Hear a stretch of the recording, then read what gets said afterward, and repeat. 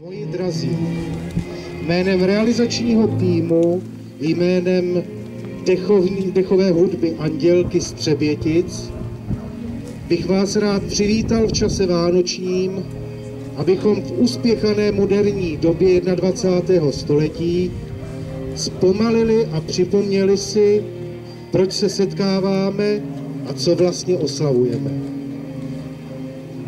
Nejdříve si zaspíváme několik kolet, následované netradičně tradičním příběhem, který bude pokračovat v místním kulturním zařízení.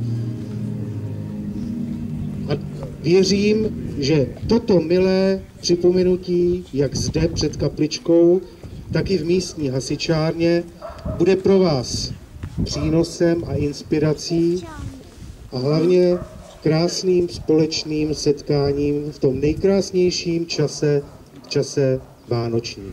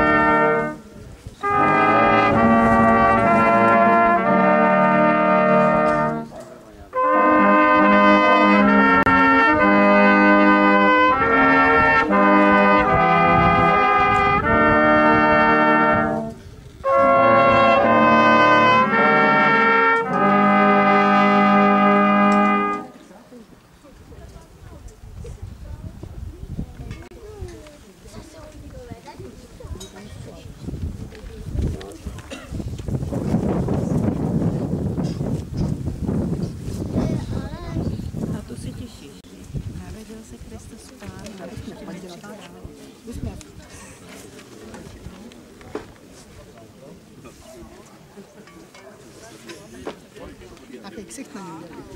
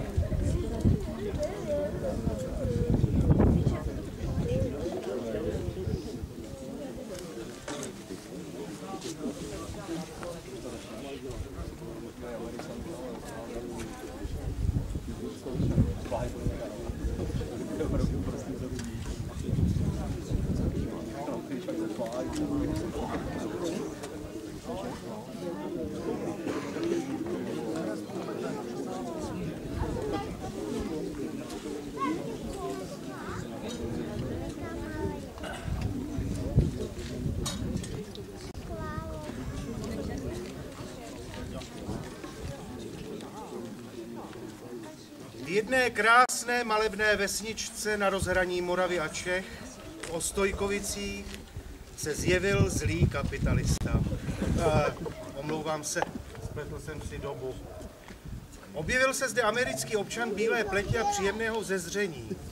Pro místní, kteří někdy jen velmi těžko překročili hranice svého vesnického území, je těžko pochopitelné, kde se tento nezvaný host bere. Naštěstí neprostupnost místních starousedlíků povoluje včas vánoční a oni mezi sebe přijímají onoho návštěvníka.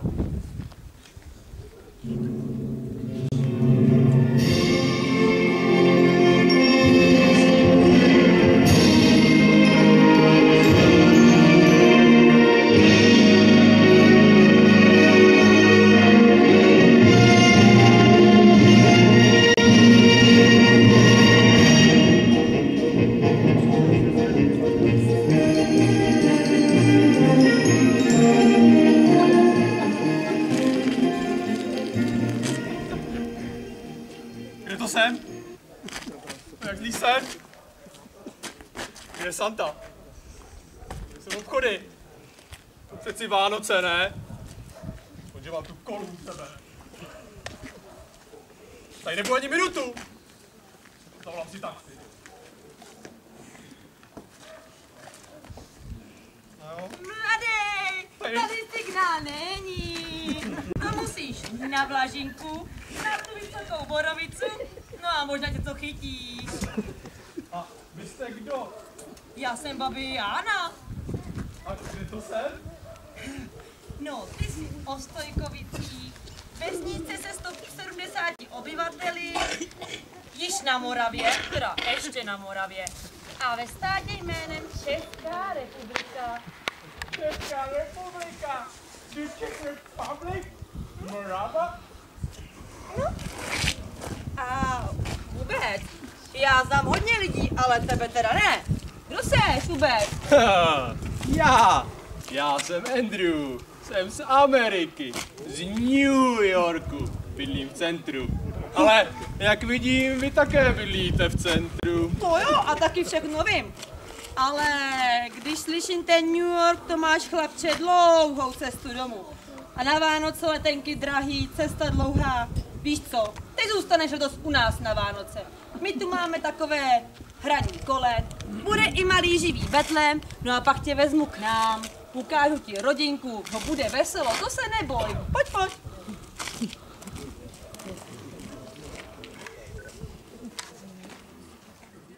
Lety vydal římský císař Augustus příkaz, aby se všichni, co žijí v římské říši, dali zapsat, a to hlavně z důvodu placení daní.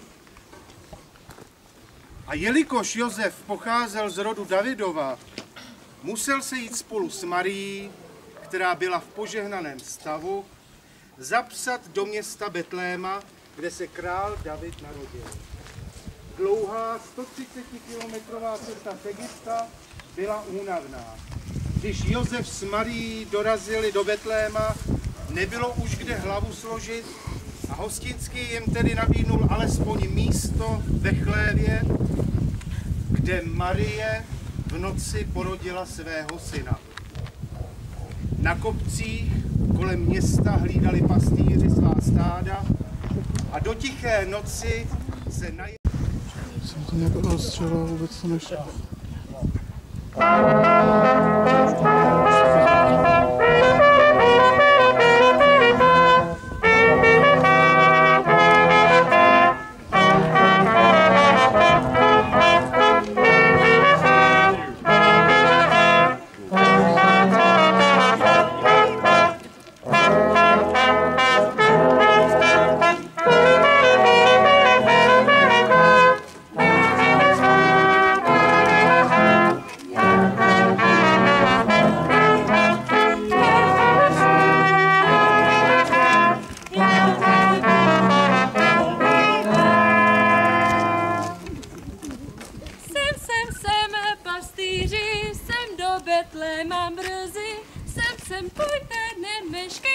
Ať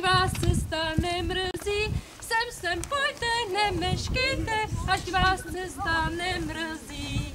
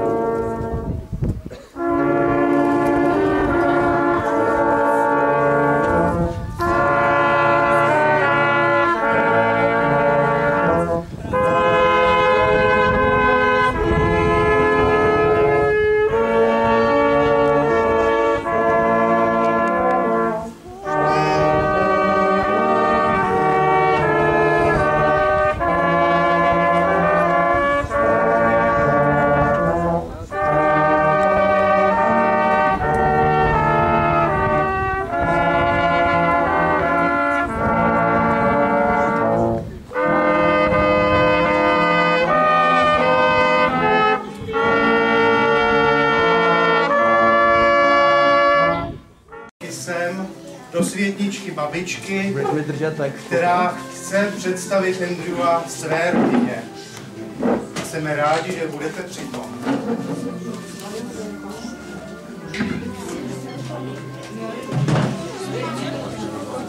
Tak pojď, mladíčku, pojď.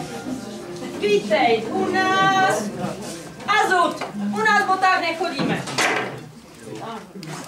Ale počkej, já pro tebe nemám papuče, nezovej se.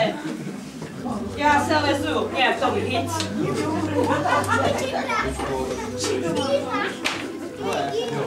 No, to se ti nedivím, když Tak u nás vítej, to je můj domeček. Pěkné to tu mám. A já ti představím moji rodinku. Tohle, to je moje snacha Evička. Ona je hrozně krásná, jako každá Češka, ale taky je moc šikovná. To je bramborový salát. Ale ujídat se nesmí, protože kdo na štědrý den se moc spe, ten neuvidí za té prasátko. To je můj syn Pavlík. Ten je taky šikovnej. Ale každý rok na Vánoce zápasí s kaprem. Již 10. rokem kapr nepomírá po první ráně, ale únavou. Za Pavlíku nevím. Já totiž se každý rok na kapra těším. Ale říkám si, mít leklou rybu každý rok na Vánoce, já to nechci vidět. To je ale velmi zajímavý krocan. Ty jsi taky krocan. To je český kapr, ryba sladkovodní. Ta neplave v oceánu. A bude večeře. To je můj vnuk Petře. Petře! Co to děláš? Já jsem chtěl jenom udělat více místa na dárečky. Jako tou pilkou? Víš, že do pokoje, kam má Ježíšek přinést stromeček a dárek, se nesmí? Víš, teď se modli, aby ti Ježíšek dneska něco přinesl. A mě taky. Dobrý. A kdo je toto? To je moje vnučka Tereska. A co to hodila teďka? No pantofel. Jo, ty nevěděl.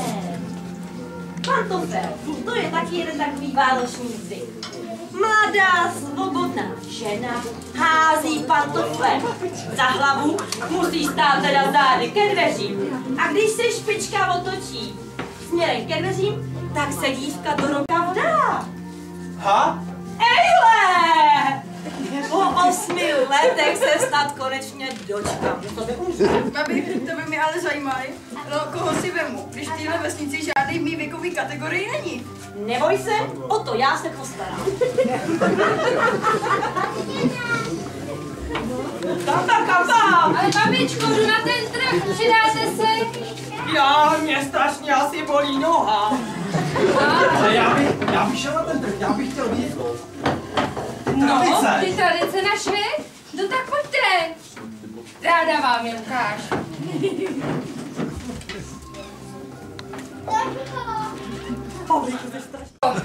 No, Medicínku. už jsme tady. Tak. Tady. To je přesně to, co jsme vám chtěli ukázat. Nyní se nacházíme na trhu, kde se podíváme na několik vánočních tradic a zvyků. Jsme u Vánočky. Samotný název napovídá, že se jedná o pečivo času vánočního. Pletenec z kynutého těsta, často plný rozinek a mandlí, vždy byl součástí vánočního stolu. I k Vánočce se pojí jeden zvyk. Víte jaký? Ne. Do těsta zhotoveného na Štědrý den se přidá jedno zrníčko hrachu a Vánočka se upeče. Tato se načíná teprve na Nový rok. Ten, kdo najde hrášek, bude mít po celý rok štěstí a úspěch. A vaše?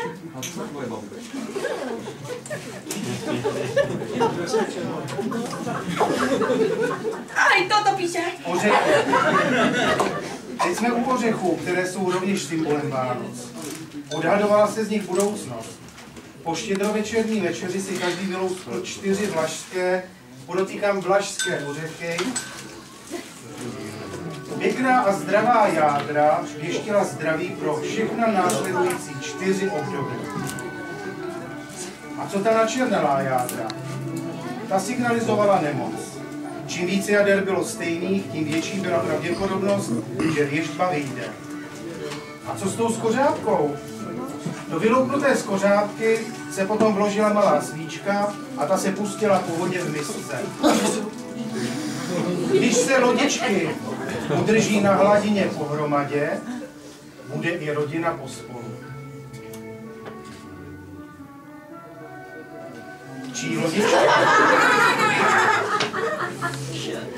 Čí lodička se vzdálí od ostatních, ten půjde do světa.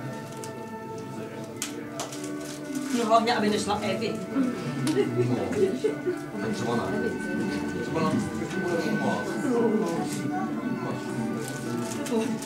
A co když se lodička převrátí? Tak to je hotové neštěstí. Teď jsme u cibule. Jak je možné, že se cibule spojuje s časem vánočním? Koho z vás by to napadlo? Z cibule se opět odhadovala budoucnost. Z cibule se naloupalo 12 šťavnatých sukének, ty se na stole dají do jedné řady a do každé se nasype troška soli. Jedna sukénka představuje 1 měsíc v roce. Na které sukénce se sůl do rána rozpustí, v tom měsíci bude příští rok pršet. Ve kterém jen zvlhne, ten bude mít deště málo a tam, kde většina soli zůstane, tam bude měsíc suchý. V lednu asi bude hodně pršet. Teď jsme u olova. Lití olova patřilo k nejstarším vánočním symbolům a zvykům. Nad plamenem svíčky si každý Velžíci rozstavil olovo. Rozstavené potom ukápl do vody. Podle tvarů, které olovo ve studené vodě vytvořilo, se hádalo, co koho čeká. Důležité je položit před vylitím olova do vody jasnou otázku. Zajímá vás, co čeká mladého Američana?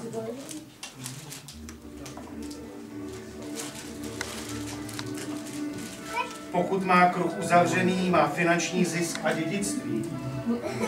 Pokud 2 kříže, má zajištěné stáří. Pokud mřížky, je to vězení.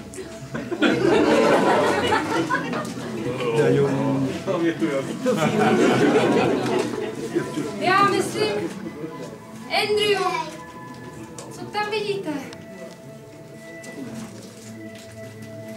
Já mám bolševikový rok. Maximálně 2. Teď jsme u oblíbené tradice a to je jablko. Z jablíčka opět hádáme budoucnost. Tradici rozkrojení jablka znáte jistě všichni a především děti, že? Osud se hádal z napříč rozkrojeného jablka. Zřetelná hvězdička Jabřince měla přinést pro příští rok zdraví, štěstí a úspěch. Nepovedený jabřinec nebo jabřinec červen znamenal nemoc a neštěstí.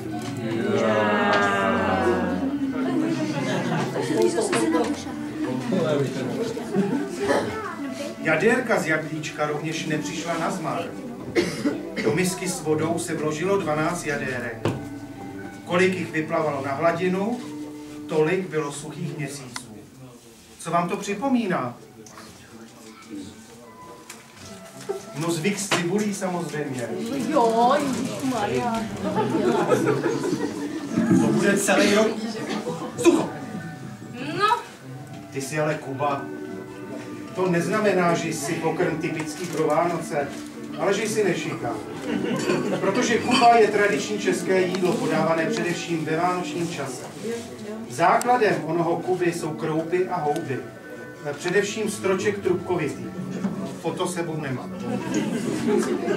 Podává se zejména v poledne na Štědrý den. A víte proč? Protože se na Štědrý den nemá jíst maso. Do doby štědrovečerní večeře. A poslední tradicí je med. která je velmi hezká. A je to pomazání tváří medem. A děcka, víte proč? No přeci proto, abychom si zajistili, že nás všichni po celý rok budou mít rádi.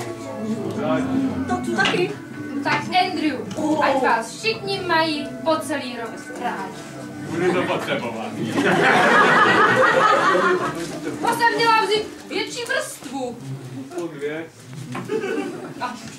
Teď se ale přesuneme zpátky do světnice k babičce, kde už vrcholí přípravy štědrovečerní tabule. Dle českých tradic a zvyků. Některé z nich pro vás jistě nebudou novinkou, leč mohu se mýlit a vy se dozvíte nové informace. Víte, jaký byl typický zvyk pro naší vesnici, pro Ostojkovice? Malá nápověda, týká se to světla. Ne, víme. Ale vypravěči. Za okno v domácnosti se umístila svíčka. Pokud procházel vesnicí pocestný a uviděl v okně světlo, bylo to znamení, že je pro něj v tomto domě otevřeno a nemusí se bát do něho vstoupit. Během vánočního času nesmí v žádné rodině chybět výmelí. Stále zelená rostlina je opředena tajemstvím od pradávna. Například se věřilo, že čím víc je na rostlině bílých bobulek, tím víc nás čeká štěstí v příštím roce.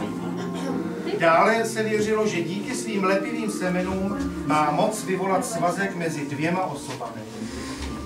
Velice podstatným symbolem Vánoc je advent a adventní věnec. Advent je začátek liturgického roku, období 4 neděl před Štědrým dnem. Tradice adventu je velmi dlouhý a vždy měla symbolizovat duchovní přípravu před Vánoce. Byla to doba rozjímání a dobročinnosti. Tradice adventu je velmi dlouhý a vždy měla symbolizovat duchovní přípravu před Vánoce.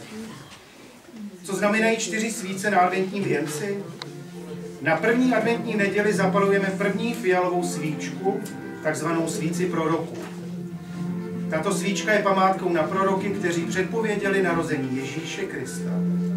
Na druhou adventní neděli zapalujeme druhou fialovou svíčku, takzvanou betlémskou, která reprezentuje lásku a představuje Ježíškovy jesličky. Na třetí adventní neděli zapalujeme růžovou svíci, takzvanou pastýřskou, která vyjadřuje radost toho, že postní období je téměř u konce a adventní období získává slavnostnější ráz. Na čtvrtou adventní neděli zapalujeme poslední fialovou svíčku, takzvanou andělskou, která představuje mír a pokoj. Čtvrtá adventní neděle může připadnout i na Štědrý den. A nyní štědrovečerní tabule. Pro stírání stolu se věnovala vždy velká pozornost. Věříme, že tomu není jinak ani dnes. Stůl má 4 rohy. Na každý roh je symbolicky položena jedna věc. V jednom rohu je položen pecen chleba, aby rodina měla stále co do úst. Do druhého rohu se pokládá slavněnka s tím, co pole dalo, na známku toho, že v rodině bude úroda i příští rok. Na třetí roh se pokládají peníze, které mají slibovat blahobyt. Na čtvrtý roh se pokládá miska na jídlo pro slepice a dobytek. Celé je to spojeno provazem nebo řetězem pro ochranu stáda ovcí před rokem. Jak vidíte, tak symbolem Vánoc je červená barva. Stůl je napolu připraven. Kolik zde máme stolovníků? Pavel, Šárka, Tereza, Petr.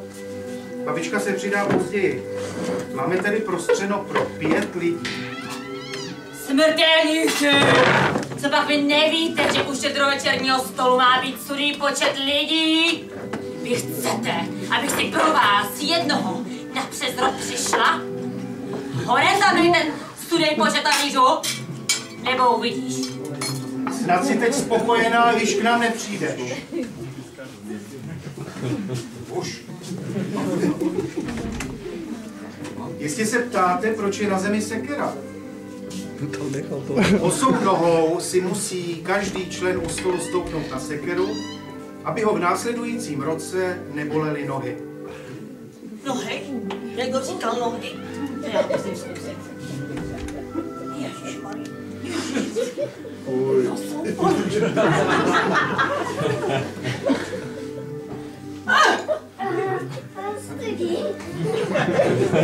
Tak co, babičko? Jako za mladá.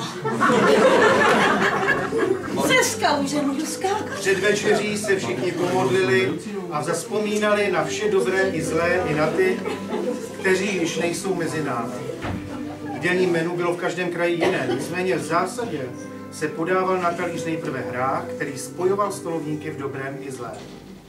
Dále se podával kuba nebo jiný nemasitý pokrm, dále pak ryba. Dnes je již zvykem kapr s bramborovým salátem. Po večeři bylo tradiční, že hospodyně přinesla vánočku, na níž si všichni pochutnávali těsně předtím, než šli ke stromečku.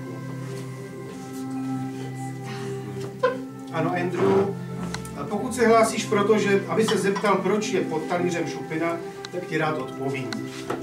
Šupinku si strčíš do peněženky a zajistí ti dostatek peněz a žádnou nouzi. Ne, Andrew, pečená kachna ani croissant s brusinkami opravdu nebudou, jako u vás v Americe. Je to typický kapr s bramborovým salátem. V této chvíli bychom naše představení rádi ukončili, protože tu dohru budete mít všichni pozítří doma. Každopádně vám chceme popřát krásné a požehnané Vánoce.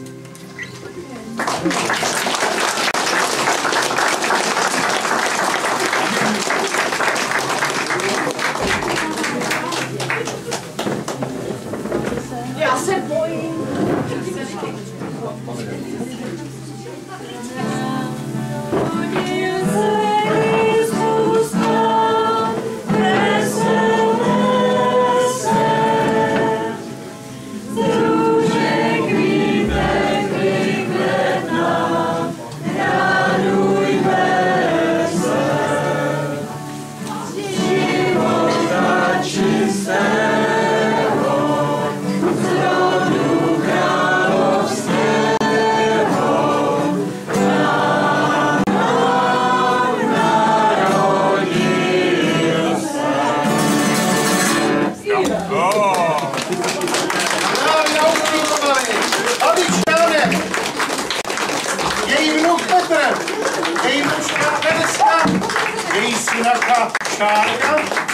Její syn Pavel, samozřejmě návštěva Andrew.